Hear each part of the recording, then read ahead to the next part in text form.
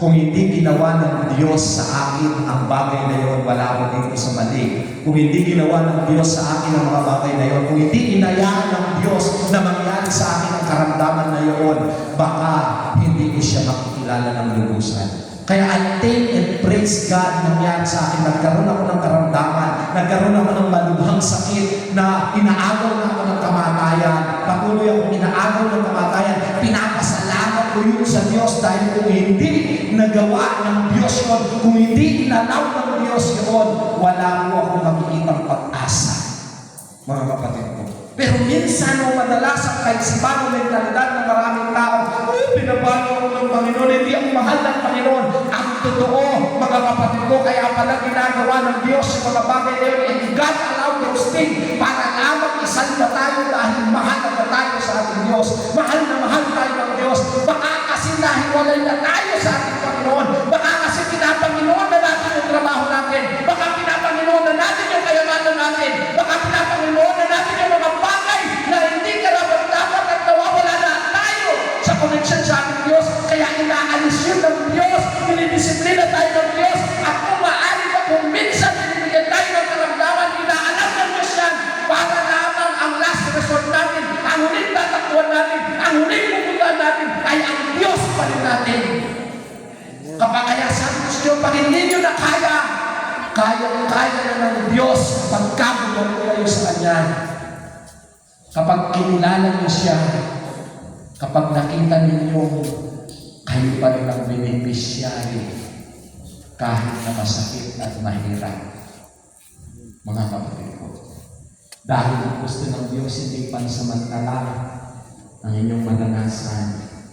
Dahil gusto ng Diyos pang walang hanggan ang biyaya ng mararamdaman.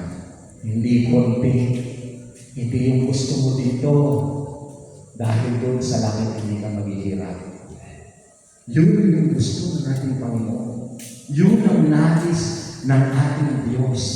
Kaya inaanaw niya kung minsan, mga kapatid ko. At ito yung mga nakatala sa banal na kasulatan na hindi nabibigyan ng tamang kaisipan dahil hindi tayo totally connected sa ating Diyos. Pero sa sandali po sa inyo, ang inyong banal na kasulatan. Makikita niyo ang tunay na kahalagahan nito. Ang sabi po sa mga awit, Kapitulo 34, talatang 18-19, tinutulungan niya mga nagdurusa at bibinibigo ang walang pag-asa.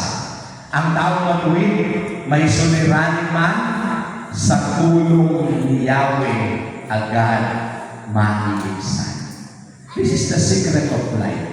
If you are encountering crisis in your life, mga kapatid ko, kapag nire-direct natin ang ating isipan, ang ating koneksyon sa ating Diyos at nagpakatuwid tayo sa harapan niya, ang sabi niya, dumating man yung suliranin sa inyong mga buhay, pansamantala lang.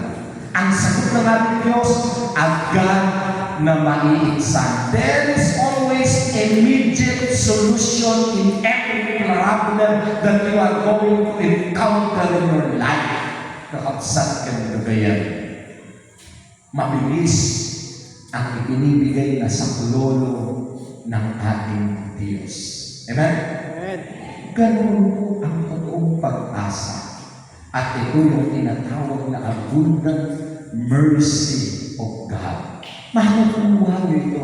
Mararanasan niyo ito kapag pinag-aralan niyo ang kanyang salita. Mga kapatid. Makapapatunayan niyo ay totoo pala ang pangako ng Diyos. Ay totoo pala ang sinasabi ng Diyos.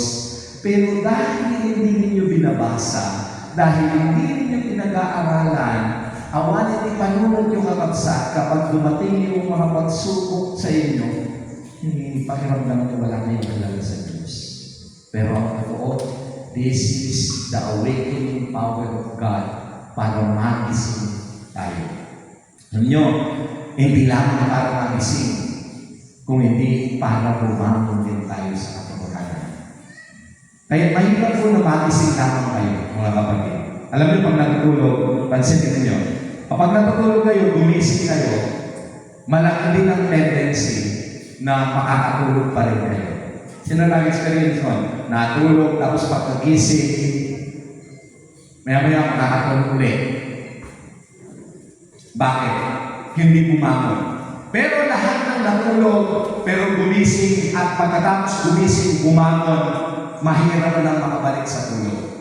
Subukan nyo man kapag gumising kayo, tapos bumangon kayo, naghilamos kayo, ay, hindi pa kayo makakatulog basta-basta. Tama? Eh, mas